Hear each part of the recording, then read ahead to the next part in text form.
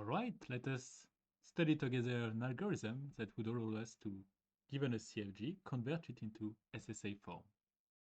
As we've discussed intuitively, it's all about figuring out when to introduce these phi nodes, and in particular, it has to do with figuring out what are these merging points. So really we are going to forget about the instructions in our programs and just think of it as a graph problem, where the graph is of course the CFG, where the nodes are the blocks. The first definition we will introduce to this end is the notion of a domination relation.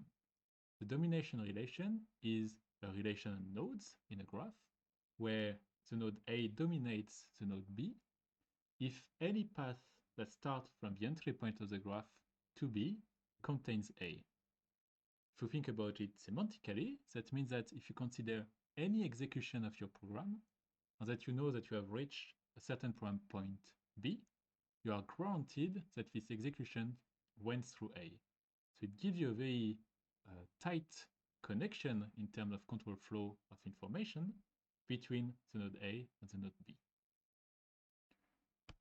Now, simply given this definition, can you try to pause the video and annotate the graph on the left by associating to each node its set of dominators?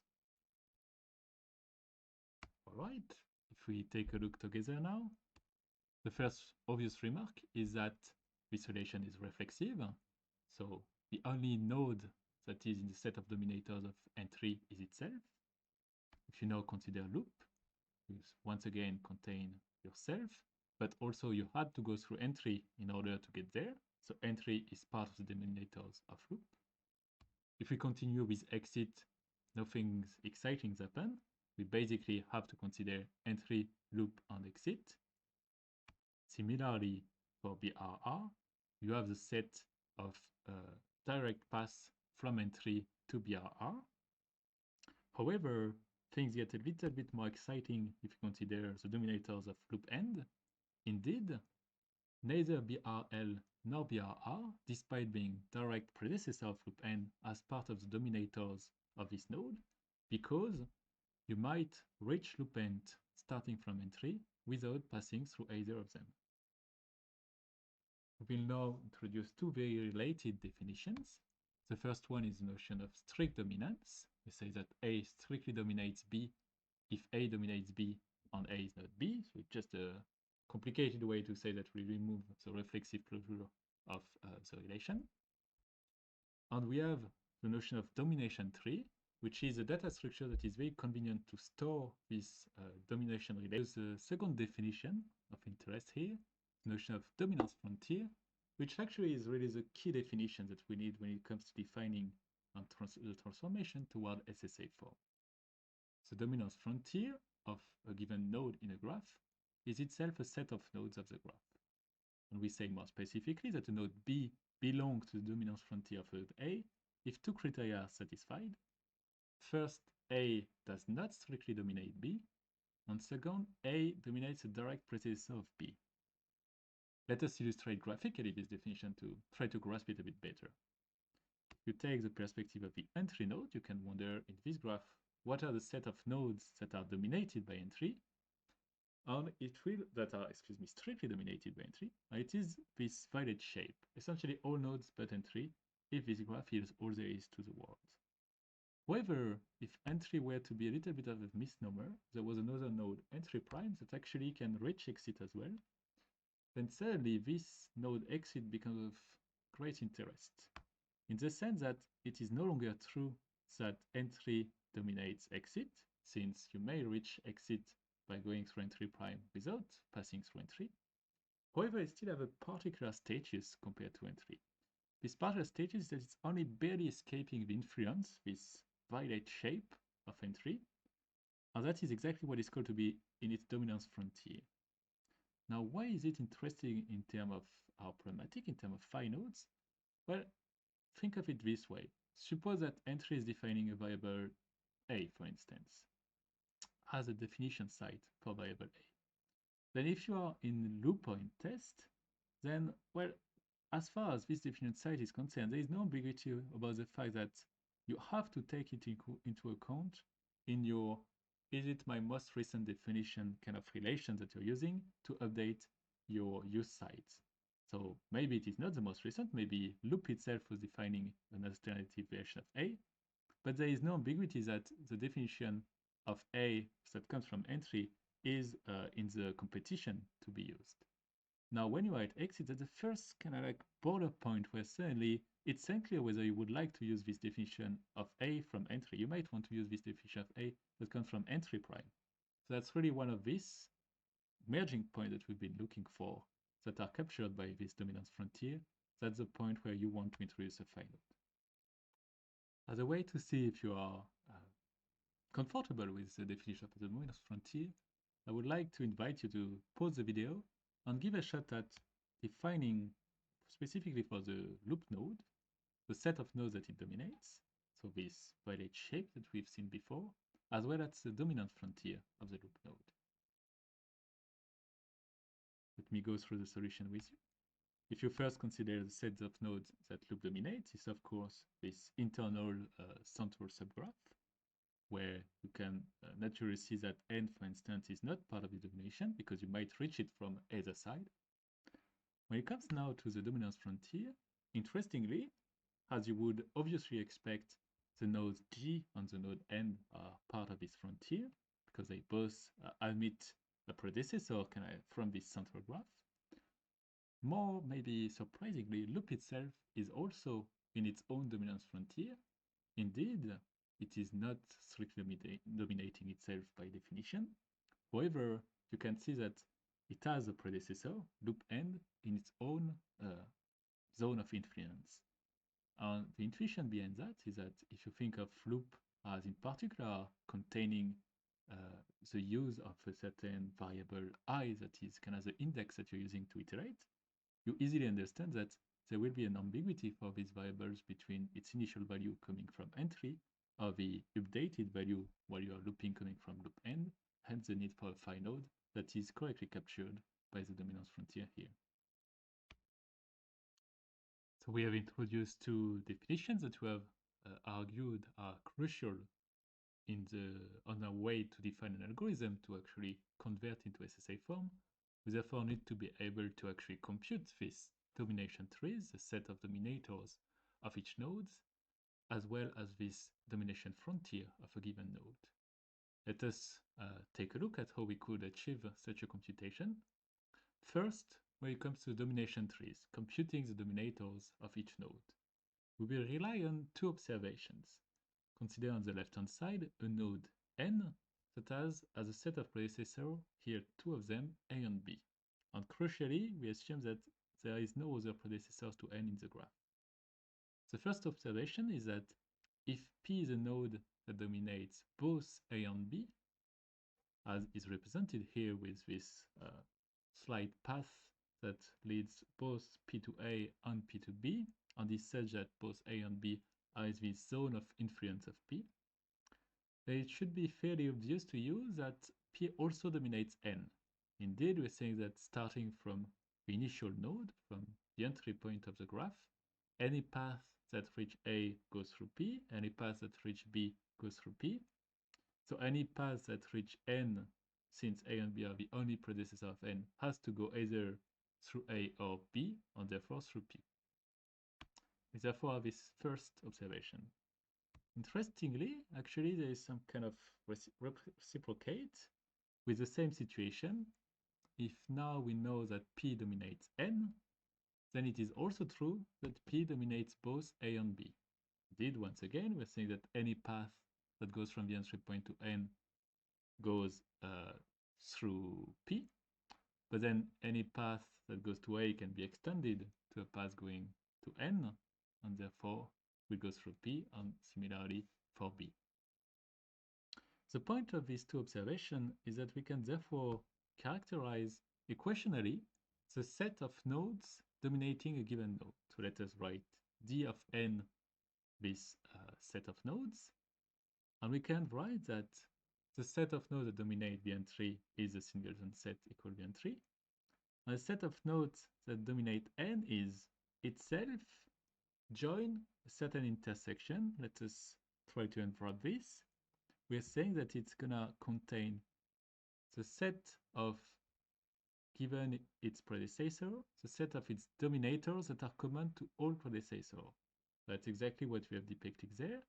If we consider for n, our node capital N here, the set of predecessors are A and B, and so if any node P is a common predecessor both to A and B, so to all predecessors of N, then it is also a predecessor of N.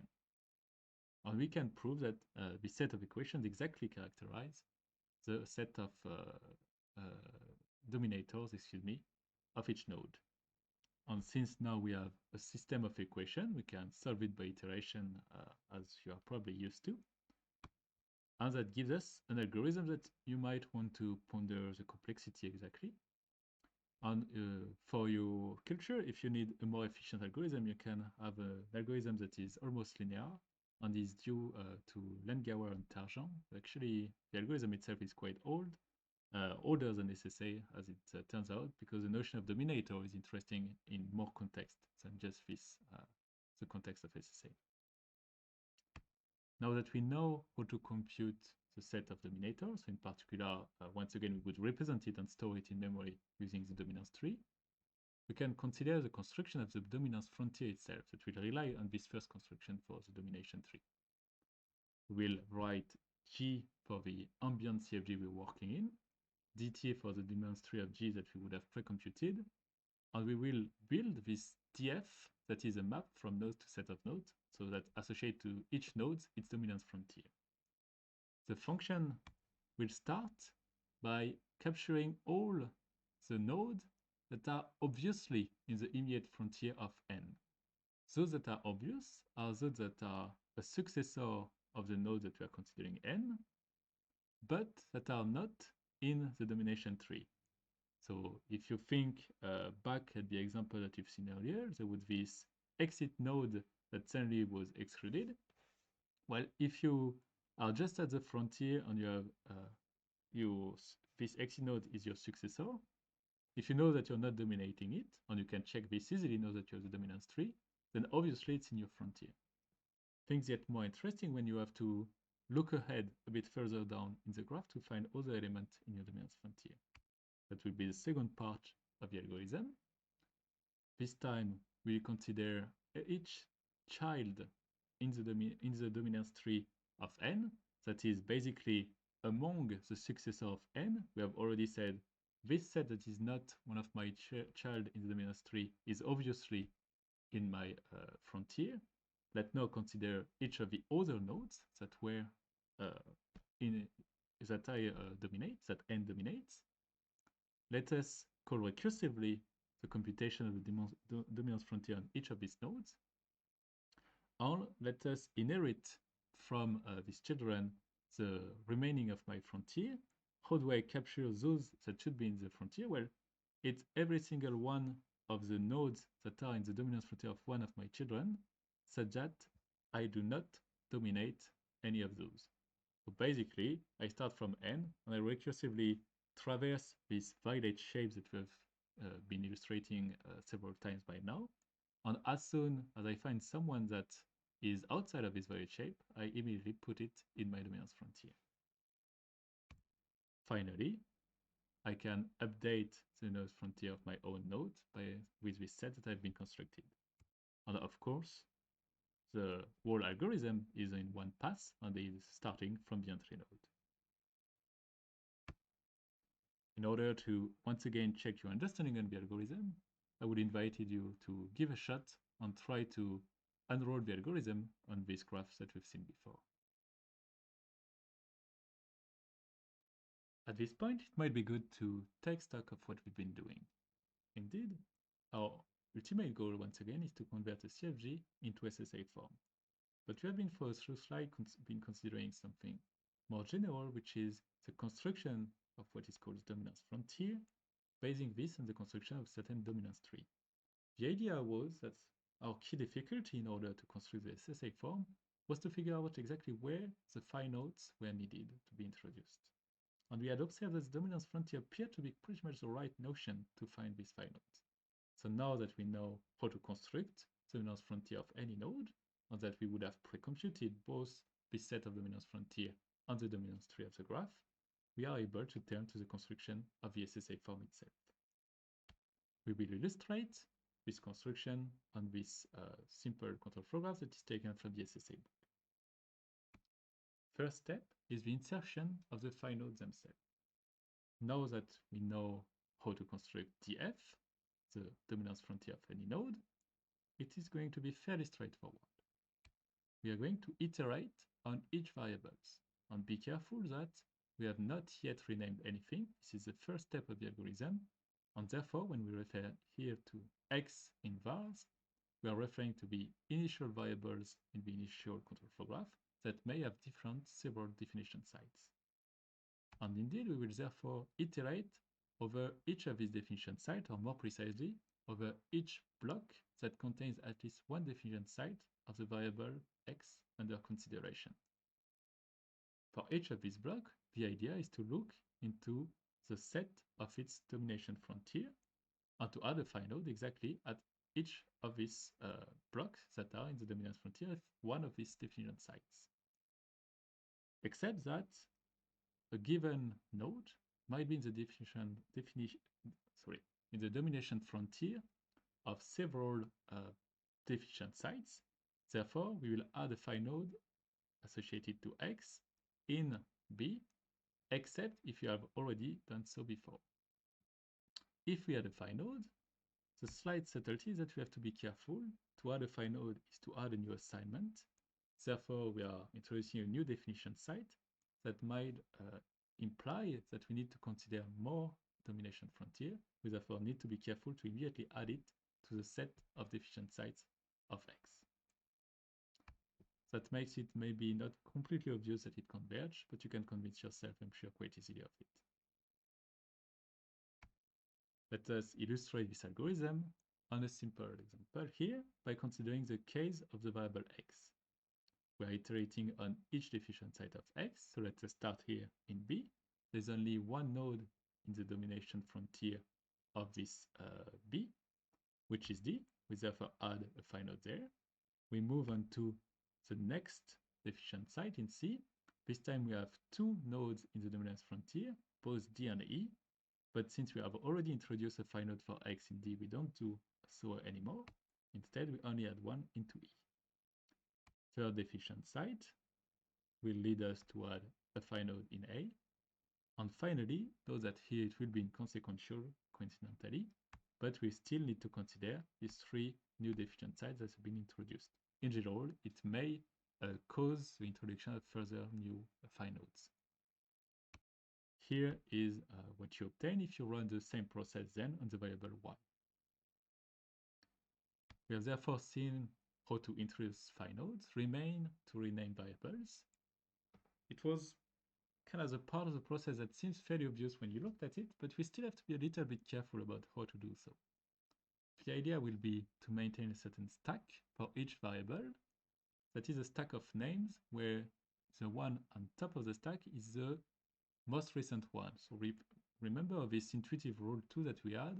At a given time, we want to use the most recent definition. Well, that is what will be maintained by our stack. We want to do so efficiently, so there will be a single path. So we will, at the top level, call our auxiliary function renamed aux from the entry point. The way the main function will work is first to simply do the renaming that we introduced at the very beginning, intuitively, inside of a given block. We are calling ourselves on the block, and we will consider sequentially each of the instructions in this block that will be of the shape y receive the semantics of e, certain expression, where therefore there is an assignment to y. First, we need to consider all the variables that appear as use cases in E. For each set variable x, we want to replace simply this x, of course, by the most recent name that we have introduced, that is the one that is on top of stack of x. Once this is done, we need to generate a fresh name y prime for y, and to use this y prime now for the assignment. And lastly, of course, since we have introduced a more recent name for y, we push this y prime on top of its stack.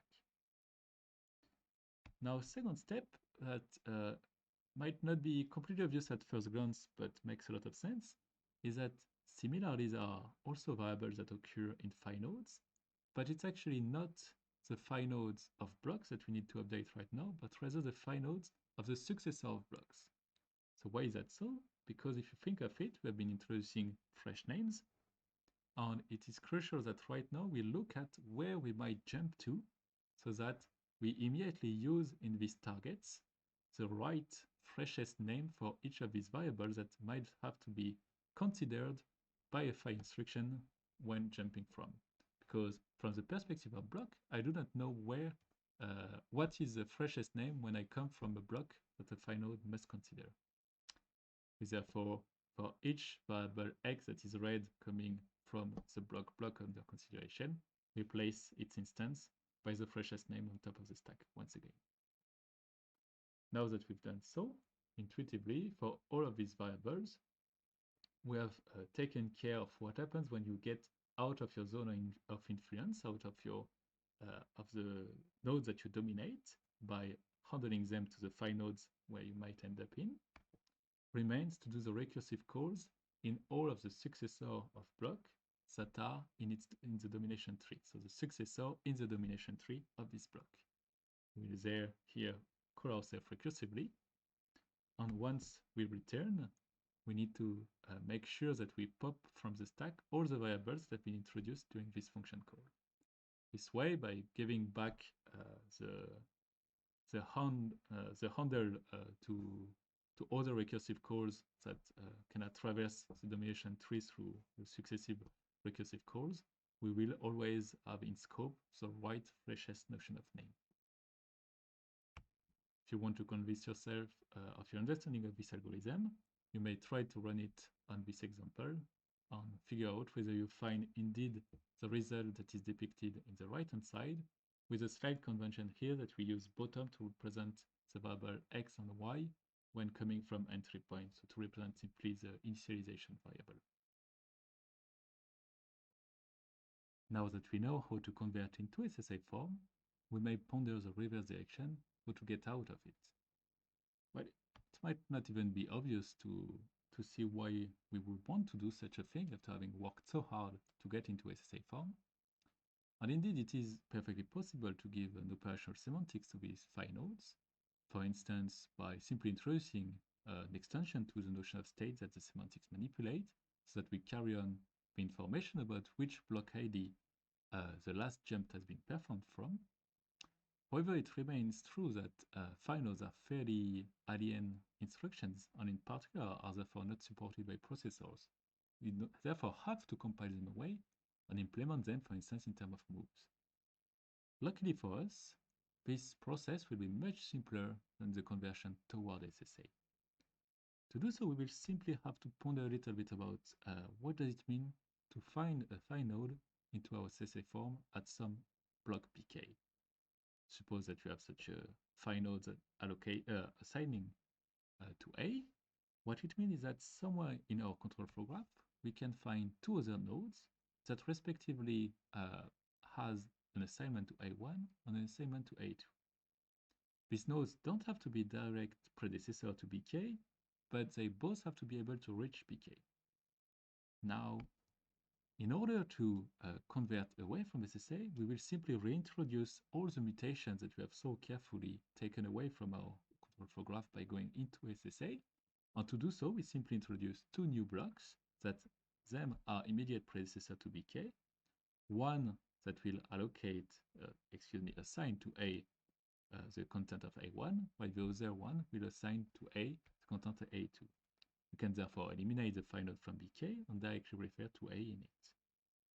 Now, there are, of course, more subtle algorithms that will take care to avoid introducing too many move instructions. However, another take of it is to simply rely on a good register allocator to eliminate most of these moves through coalescing.